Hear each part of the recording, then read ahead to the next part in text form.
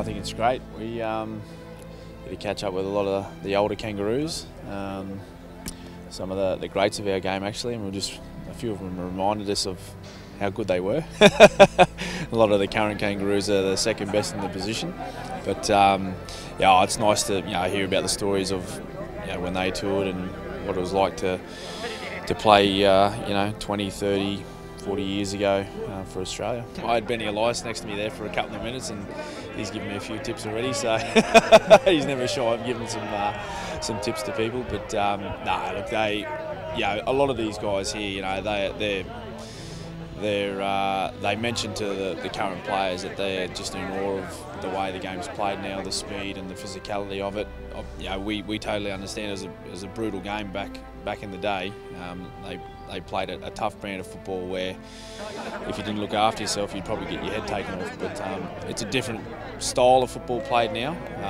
But they're certainly very, very appreciative of the way the game's played now, and the type of athlete that you need to be to play. Maloney, picked up there, Holmes, he's into space, support on the inside, here comes Trbojevic, and Trbojevic will get the pass from Holmes. We've come through unscathed and no injuries, so really looking forward to moving up to Darwin tomorrow, getting into the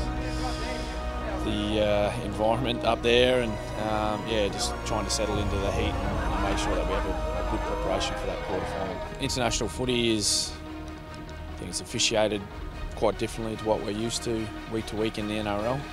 We play a more sort of faster style of game. Last night was, I guess it was one of the slowest games that I've played in my entire career. 21 penalties. I think that's the most penalties in a match that I've played in. So it was frustrating in a way where we couldn't get any sort of fluency with the ball last night in our game. Defensively, I was extremely happy with the way the team performed.